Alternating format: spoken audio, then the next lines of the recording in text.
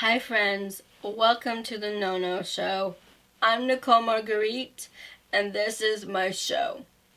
I will have conversations with special guests each month that I will hope will spark a love revolution. Let's talk about all things we aren't supposed to talk about. In this episode, I'll be interviewing my friend Julie Neward. Let's get the show on the road.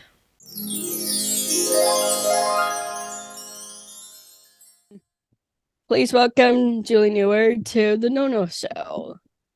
Hi, Nicole. Thank you so much for having me on the No No Show today.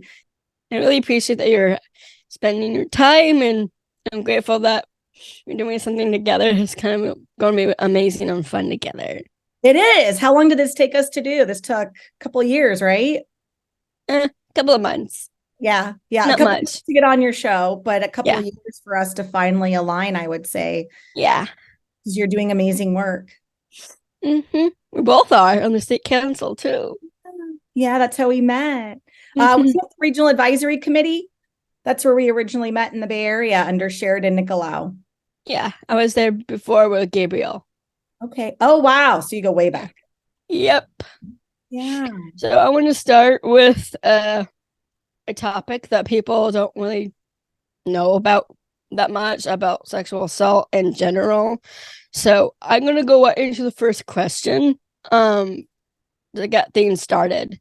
So can you tell me about the Natalie Project and the story behind it and why this is your passion in life? Yeah, thanks for asking.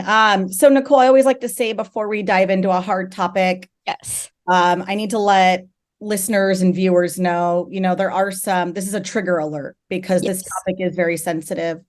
Some people may have lived experience with this subject, and need to mute or turn their video off or walk away during our interview. And so I do invite them to do that because I've been talking about this subject for well over 10 years, because of what happened to my sister, Natalie. And it's easy for me to talk about, unfortunately, but I know for many people it's a tough subject. So the Natalie Project, it has the namesake of my beautiful sister, Natalie.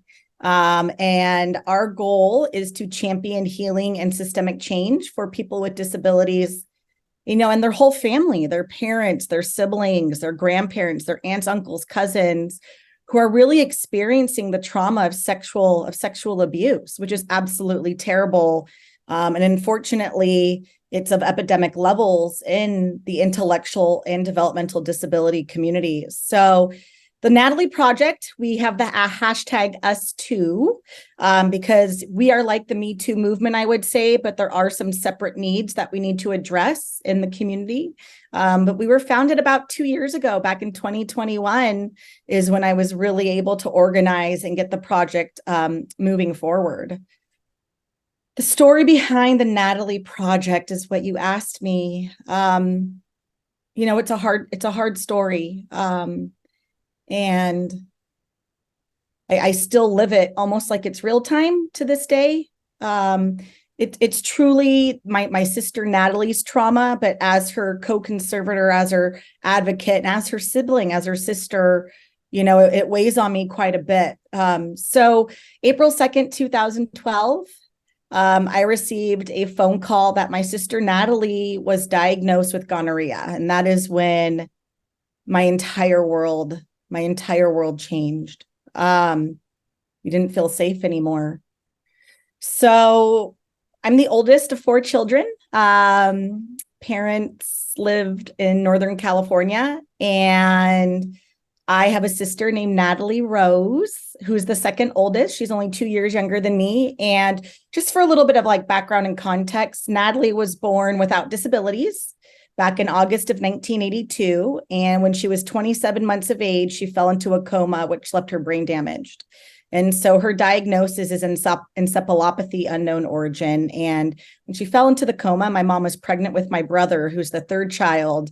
And then I have a younger sister, Patricia, who's about 4 years younger. So ever since then, my mom was a head nurse in Walnut Creek, California, and she had to take an early retirement, and she took care of my sister and all of us children, and my dad ran his own business. And Natalie went to day program most of her life, and my family, my parents were super involved with Natalie, donating to her classroom. My mom would buy them a bus and they would all go to Marine World. I spent many, many summers volunteering, and we were heavily involved in her classroom when she was growing up. And April 2nd, 2012, my parents were divorced at the time.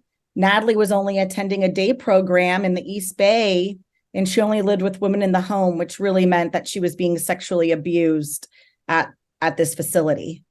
Let me just share a little bit about how Natalie communicates. So Natalie communicates through her behavior and voice inflections.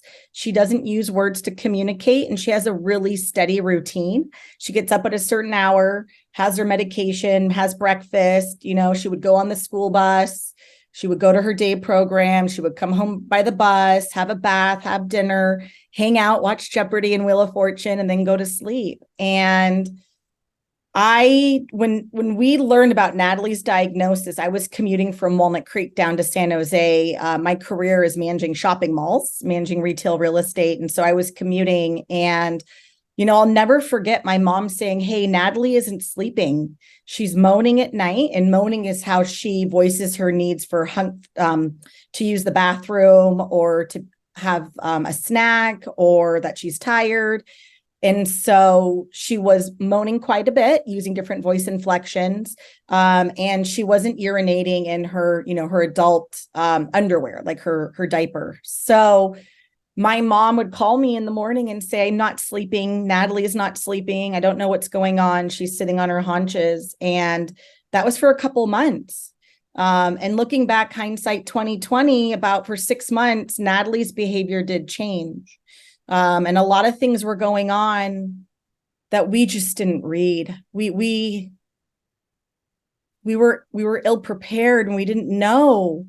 I didn't know that Natalie was in pain and suffering. So, and this is a trigger alert, but Natalie had blood in her diaper. We thought it was hemorrhoids, and it wasn't. Natalie had fecal matter in her armpit. She was also learning a new skill where she was trying to kiss us with her mouth, which is not like Natalie. And so ultimately what we were able to conclude is at this program, somebody was alone with her, with access to her to take care of her hygiene needs, and they were taking advantage of her. And all the signs were there, and we couldn't read it. So I quickly did a Google search and came across a wonderful woman named Dr. Nora Baladarian of the Disability Without Abuse Project. And she's been my guiding light ever since. And she was really the only person who helped us. So Dr. Nora Baladarian has done amazing work and guide us through the process. And why? Because nobody else guided us. We tried to work with the regional center. I told the caseworker what happened. They sent me an email. I worked with my supervisor on other options for supports, and that's as far as it went, despite this being suspected sexual abuse. Nobody filed the mandated report. The executive director at the facility, the late executive director at this facility, she told us that she wished that we didn't reach out to the police to investigate the crime that had happened. And the facility settled, and the money was gone within a couple of years. And unfortunately, the system is the same. My mom and my younger sister, Patricia, kept Natalie home for 4 years straight without any supports, nothing, until I advocated randomly at a self-determination meeting.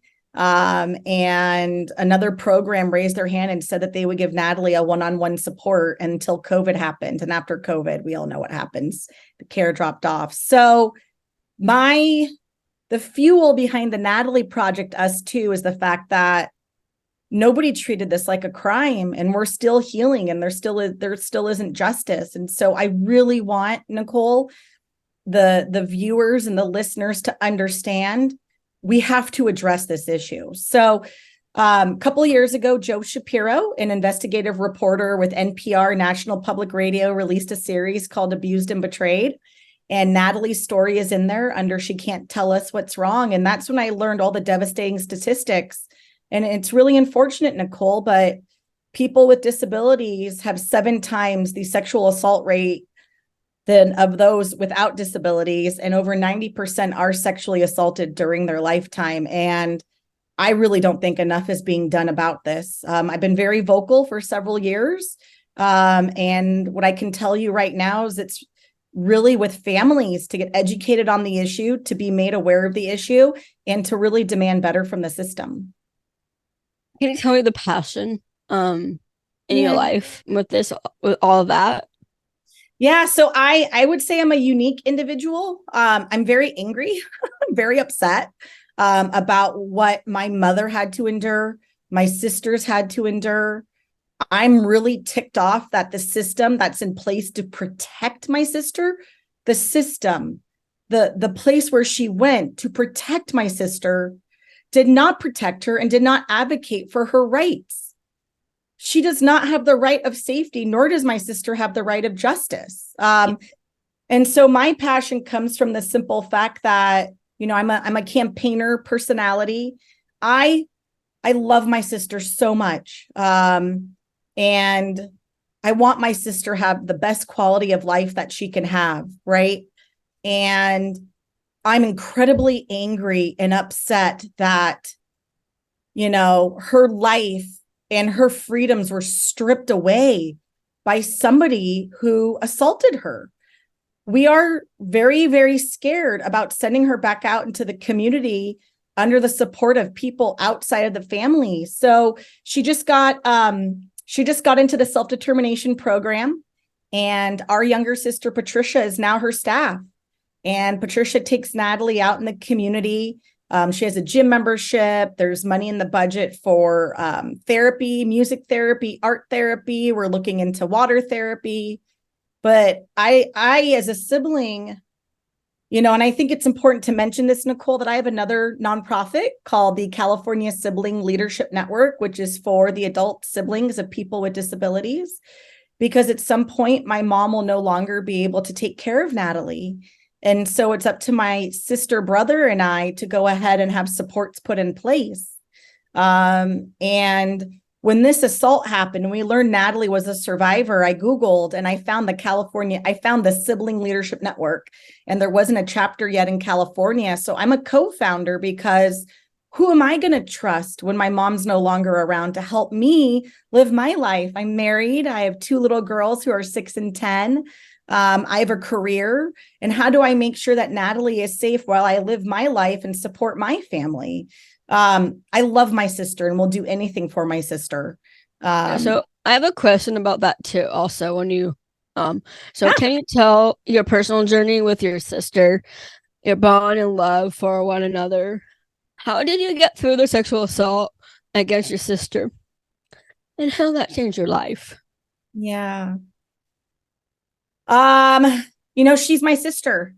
And I've had a sister with disabilities for 41 years, right? So that's the life I know. My life is having joys with Natalie. So I didn't go to college too far away. I went to St. Mary's, and she lived at home in Walnut Creek, and I would pick her up on the weekends to give my mom a break from all the caregiving. And I would take Natalie in the car and we'd go to San Francisco. And I would have the windows down, the music on loud, and we'd go to breakfast. And it was actually like some of the best times of our life. So we have a very special bond, and I've always been her caregiver, but more than that, I'm her sister and her protector. And I think many siblings feel that way. You know, getting through the sexual assault was very traumatizing and very hard. My sister doesn't know how to open a door yet. So maybe there'll be some supports in place to help with her with that. If my sister gets into a hot bathtub, she'll just stand in the hot bathtub and not be able to tell you it's hot, take me out. So, you know, my sister needs 24/7 supports. And I, as her older sister, will always be there for her as her care manager and a care provider. And knowing that Natalie is a survivor of abuse, I have a lot of distrust in the system, a lot, and I question it. And I want to fix the system. I want people with disabilities to be safe wherever they go, right? I want people to be able to go out in the community and not worry about being a victim of a crime. And if you are a victim of a crime, Nicole, I want you to know that you can pursue justice, and it's like a Hollywood movie and you're going to win, Yeah. right? Like Superman's going to fly in and take the bad guy off the face of the planet, or the bad person, I should say. But that's not the reality, unfortunately. And the reality is I think that us as family members, we really need to get together along with self-advocates, right, and other supporters, and really address this issue head on. And there's a couple ways to do that. And that's what I've been learning. And so, Nicole, I was between jobs from about May to November this year, and I probably spent 80% of my free time advocating. This is in my blood. I want to make sure that we are addressing this issue. I'm one person with a lot of people supporting the Natalie Project. We have over 40 advisory council members from across the United States. And I want to make sure that we're trying to address this issue, because I don't think enough is being done. And that's really changed my whole life. So. Can you explain how deeply your family is affected by the sexual assault? And please look into the camera so no one else goes through horrific event the way you and your sister and your family had to do it. This assault affected everybody in the family. And this is a great question.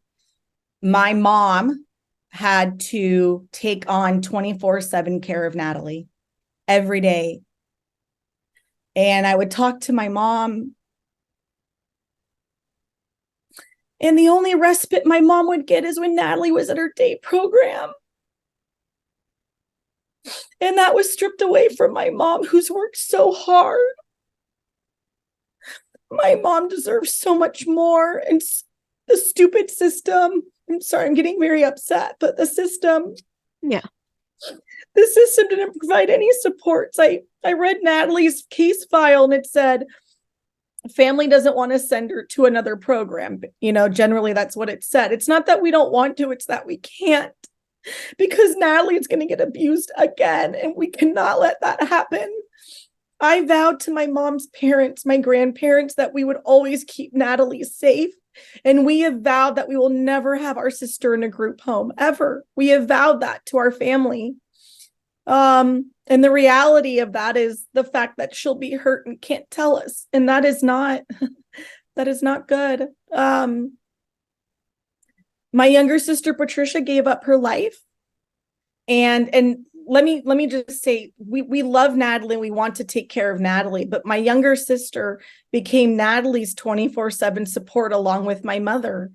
And I did leave this part out, but to get Natalie back into a program, we did send Natalie to another program, and we made sure that my younger sister, Patricia, worked there and kept an eye on Natalie when she was there, and some other incident happened where they both had to leave. But our lives revolve around making sure Natalie is safe, supported, and gets to live her life, right?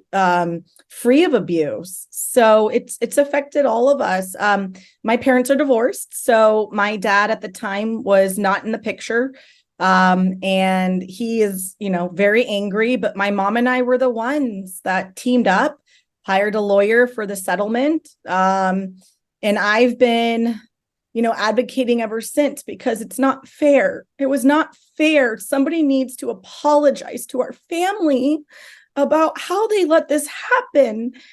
And I'm very vocal around it, and it's happening, but yet nobody will stand up within the system and take responsibility, which is incredibly frustrating to me. So again, I've relied on the simple fact that we can't trust the system, that we as family members need to stand together and say, we're not going to put up with this, and we need to demand better, and we need to demand a better system across the United States. Quite honestly, we need a cohesive system. Yeah. Why is sexual assault a big no-no? Because no one talks about it. and in the special needs or the disability community. And why don't we talk about this more in our culture and modern society? The integration between sexual assault and people with disabilities. Nicole, that's a great question. And I'll tell you, it stemmed from ableism. And I'm learning more about this topic. And I every day I try to do better, as a person. I live in a hybrid world. I live in a world that's disability advocacy, and I live in a world that views people with disabilities as childlike, as infants, as nobody would hurt somebody with a disability. And these are all false assumptions. Given the fact that sexual assault in the disability community is epidemic, and that people with disabilities are 7 times more likely than somebody without disabilities to be sexually assaulted, means we need to tool up our community even more. In California, there's the California Healthy Youth Act, which is basically sex education. You're supposed to have sex education in middle school and high school, I believe, from what I read. And it's supposed to be accessible for people with disabilities. And my understanding is that people with disabilities are not receiving sex education. So that is the biggest issue right there. So we have ableism. And then we have the fact that sex education is not being offered in certain settings and that it is not accessible in one of the communities that needs it the most. But my sister's higher support needs, right? We could teach Natalie about sex education. We could check a box. But quite frankly, over 80% of people with disabilities live with their families. Yeah. Families need to be tooled up and understand, number one, the sexual assault epidemic. What is it? What's going on? What is sexual assault? It could be touching or not touching, right? And it's done without consent by the person that's involved, and that's horrible. In my sister's medical report from the hospital, it says Natalie has gonorrhea and she cannot consent to sex, and nobody filed the mandated report. Nobody. Somebody read that and didn't do their job. Also, Nicole, there's, you talk to your friends. Oh, hey, did you see so-and-so? Or, what do you think their relationship is like? Are they going on a date? Have they kissed yet? Oftentimes what I'm learning is people with disabilities, right, don't have those same social interactions that the rest of society does. And that needs to happen. And there's awesome organizations out there like Elevate Us, who does a train the trainer program for sex education. There's another program, Mad Hatter Wellness, and accessible sexual health, that are trying to address this. We had Seeds Therapy in San Diego. We want to address this issue. And I think it's time to really tool up with educators in every community and make sure with people with disabilities are getting sex ed, and that families are getting educated about sexual abuse. And again, it comes from ableism, right? So that's why it's not being discussed. Nobody wants to think that somebody who has support needs could be a victim of a crime, especially sexual assault. And also, let me just share, people like my sister Natalie who have higher support needs rely on somebody to take care of their hygiene and to help prepare her food so she can feed herself, and to help assist her get some exercise and take a walk. My sister relies on supports, and we have to trust those supports so that she could live her best life in accordance to the Lanterman Act. So the last question is, what is being done to prevent this from happening to others, people, or to bring the predators to justice? I've learned a lot from Dr. Nora Baladarian, and prevention's hard, risk reduction's easy. Let's reduce the risks. And that is what she talks about. We say prevention, but really it's what do we do to reduce the risk of sexual abuse, right? The Natalie Project just delivered its first 2 workshops last week with a family services nonprofit out of Monterey County, and it was really successful, and I learned a lot through that project. But the goal of the workshop that I delivered was to let families know about the epidemic and what to do to be prepared. So the Natalie Project is actually in the middle of finishing a guide that we are going to produce and disseminate for free to families who have loved ones with disabilities, Nicole. And it's going to walk you through Dr. Nora Baladarian's 10 steps, which gave me the most help and support when we were managing Natalie's case, right? I also want to share with listeners and viewers that the Natalie Project is teamed up with Professor Alan Colburn with Arizona State University and Dr. Nora Baladarian of the Disability Without Abuse Project. We actually updated Nora's disability and abuse survey from over 10 years ago. She had, I think, about 7,000 responses. We're in the middle of translating this disability and abuse survey. It's national. We're translating it into American Sign Language right now. So it'll be in English, Spanish, and American Sign Language. And so our goal through the survey is to get more information and then share the results of that survey for free. I'm also producing a short documentary called Natalie. It's about Natalie and her 40th birthday. It's about a 24-minute film, and we're going to be releasing that film next year. Just to share about Natalie's beautiful life. And I, as her sister, Nicole, learned a lot about Natalie in the film and who she is and what she likes and doesn't like. And you really see her personality shine through. It was an inclusive film done with Options for All and their film and media studio out of San Jose. And we have an amazing director, David F. Fortune, who is putting the finishing touches on that film right now. So right now, the Natalie Project, we're focused on a survey. It's anonymous. So if somebody has a story and they want to get that story out and they want to be anonymous, please, when the survey comes out, we would love for you to complete that and have your story count. Bringing predators to justice is hard. And here's why. The justice system, protects perpetrators and burdens victims. And that is why education is really so important for families and for us to come together to demand better. What I will share with you is the Natalie Project. I, separate from the Natalie Project, worked with a woman who's running for state Senate right now. Her name is Marisol Rubio. She's running in the East Bay. And we had a resolution prioritized by the California Democratic Party. And the resolution basically said, look, any claim for abuse that is settled with taxpayer dollars. So Nicole, you understand the system is federal and state funds, so it's public money. My sister's settlement was public taxpayer money.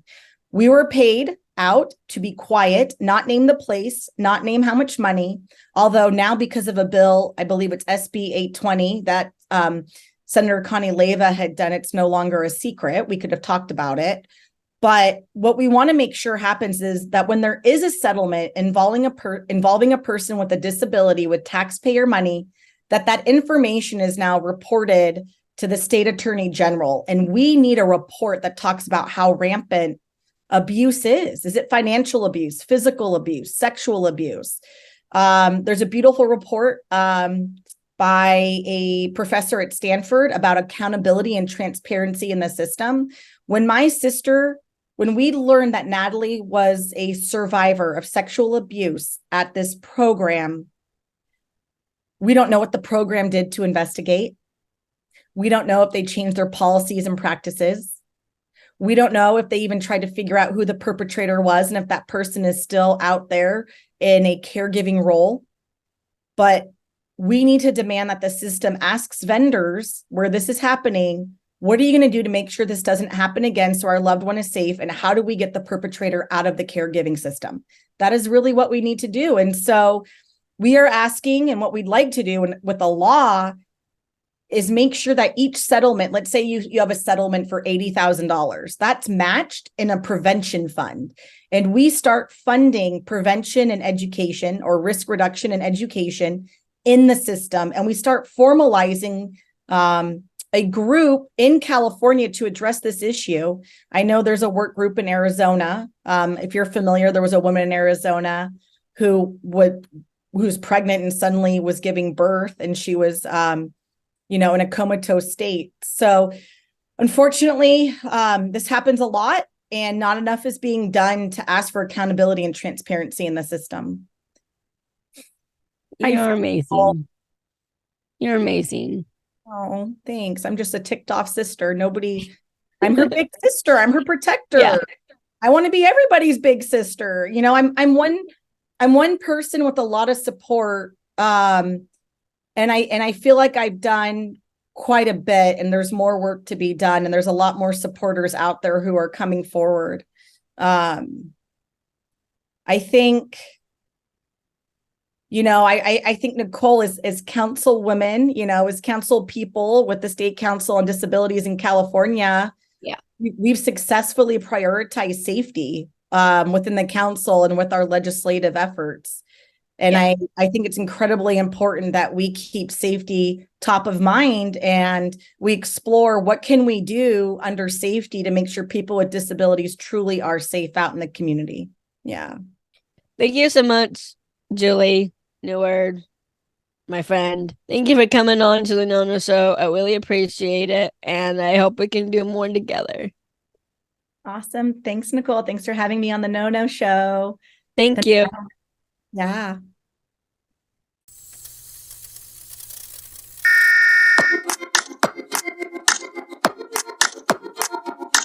In this episode, I would like to highlight a song by Lady Gaga called Till It Happens to You.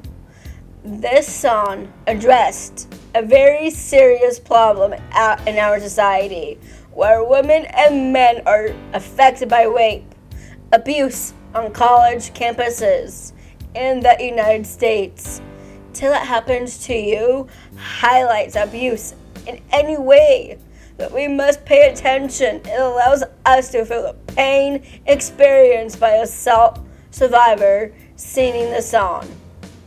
You can feel how real this issue is in her voice and words. Lady Gaga says that by speaking out, she might be able to help other rape victims heal. Here is a part of her song lyrics that really impacted me.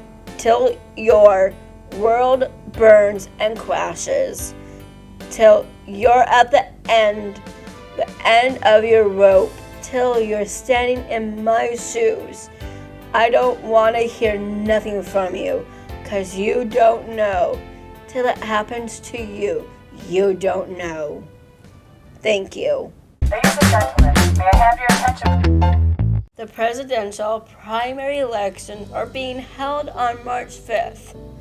The last day to register to vote for the March 5th, 2024 presidential primary election is February 20th, 2024. All California registered voters will receive a vote by mail ballot for the March 5th, 2024 presidential primary elections. So why is registering to vote and exercising your right to vote so important? Primary elections determine which candidates will represent each political party in advance for a general presidential election, which will happen in November 2024. Primary elections give you, the voter, the opportunity to decide who from a pool of candidates should ultimately be nominated by your political party to run in the general election.